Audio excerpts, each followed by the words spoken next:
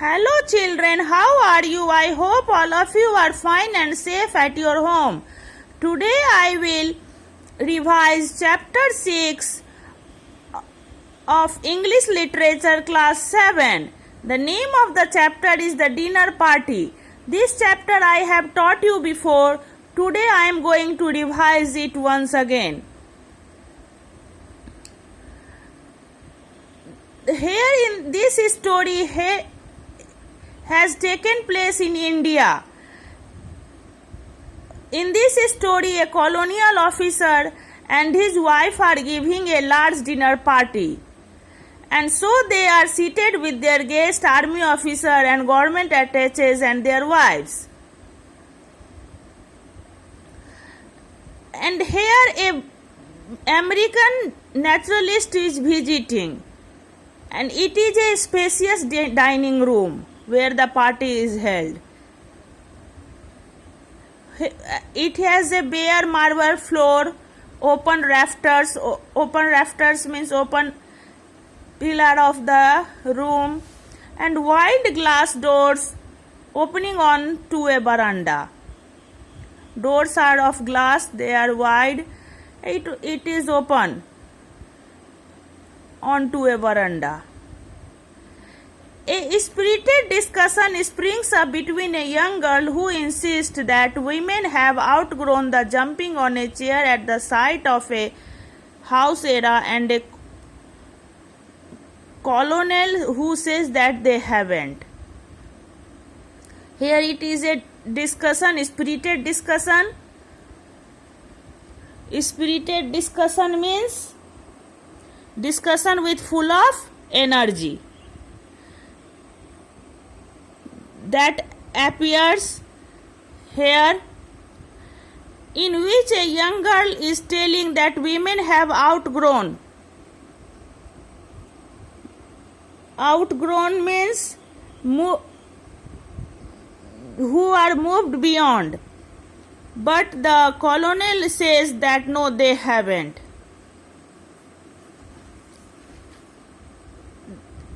He says a woman's unfailing reaction in any crisis, the colonel says, is to scream. In any crisis they shout. It is the unfailing reaction which does it always. In the crisis they shout, the colonel said. And while a man may feel like it, he has that ounce more nerve control than a woman has, and that ounce is what counts. The man has ounce more nerve control. The American does not join in the argument but watches the other guest. American does not join in the argument. He does not say anything, but he only watches the other guest. As he looks, he sees a strange expression come over the face of the hostess. She is staring straight ahead, her muscles contracting tightly. With a slight gesture, she summons the native boy. Native boy means the servant, standing behind her chair, and whispers to him. The boy's eyes widen and he quickly leaves the room. The American was looking on when he looks on the hostess, he sees there was a strange expression come over on the face of hostess. She was looking straight ahead and her muscles were contracting, shortening tightly. With a slight gesture, little bit movement, she calls the native boy. The servant is standing behind her chair and also speaks in a soft voice to him. The boy's eyes widen. The boy's eyes were broadened, and he quickly leaves the room, and quickly he goes out of the room. Of the guests, none except the American notice this or sees the boy a bowl of milk, place a bowl of milk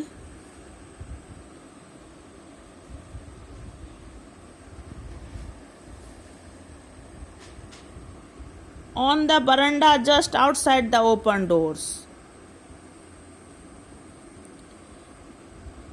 Only the American sees, though no other guests saw that, only American sees that the native boy brought a bowl of milk on the veranda. The American knew that in India milk is in a bowl means only one thing: bite for a snake. Food for a snake. Only one thing it is: food for a snake to call it. He realizes there must be a cobra in the room. American realizes that there must be a cobra. He looks up at the rafter, the likeliest place, but they are bare. There was nothing at the rafter. 3 corners of the room are empty, and in the 4th, the native boys are waiting to serve the next course. The 3 corners were empty, and in the 4th corner, the servants were waiting to serve the next course. There is only one place left under the table. One place left, which was under the table.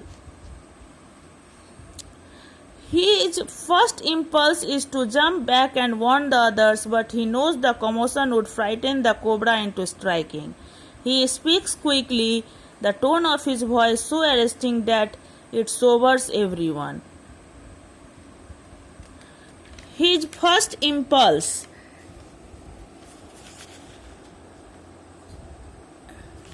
His first action is to jump back and warn the others. But he knows the commotion would frighten, the movement would frighten the cobra into striking, into hitting. He speaks quickly.